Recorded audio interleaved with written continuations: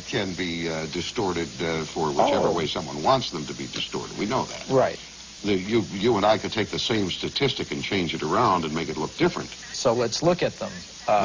And on the other hand, other people, and I think we've documented this in the book, that there is a commitment to this idea that we have a recent origin on this planet that is itself biasing the presentation of the Let me facts. tell folks, if they want to learn more about what you've written about, The Hidden History of the Human Race is the book.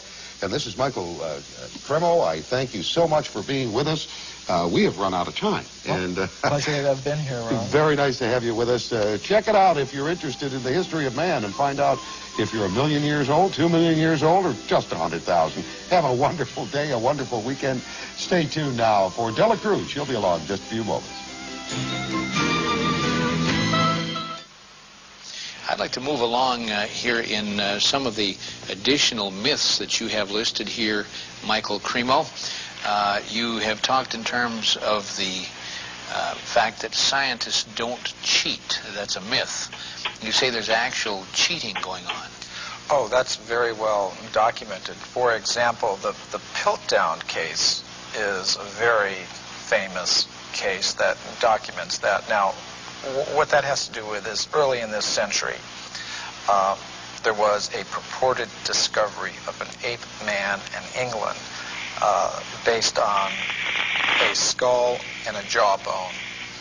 And this Piltdown ape man, was in the science textbooks for about 40 years.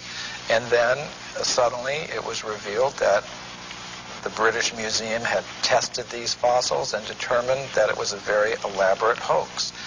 And many people have speculated about the identity of the person who was the hoaxer, and practically all of them center on different scientists in England, such as Sir Grafton Elliot Smith or Sir Arthur Smith Woodward, all very well-established scientists in England, because only somebody who knew the scientific method very well could have prepared these fossils in such a way that they would have fooled the scientific community all around the world for 40 or 50 years.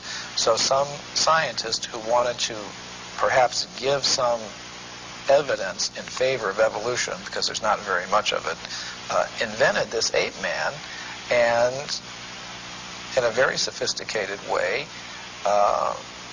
cheated, literally. And this is admitted by the scientists themselves. And there are more examples I could give, and we document many of them in our book, The Hidden History of the Human Race. Myth number 3, Michael, that you have written, evidence that goes against human evolution is reported only by crackpots. Now this is one of the standard techniques that the scientific community tries to use against anybody that reports something that goes against their ideas. They try to label them in a derogatory way without actually discussing the facts. And I think we've all had experience of that. But the real facts is that actual scientists have, over the past 150 years, reported many astounding facts that go against the theory of evolution.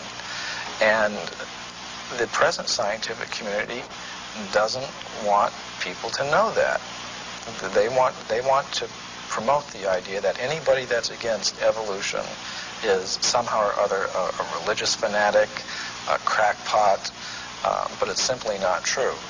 And I've personally met scientists who have discovered some of these things, and what happens to them is it's very unfair, the treatment to which they are subjected.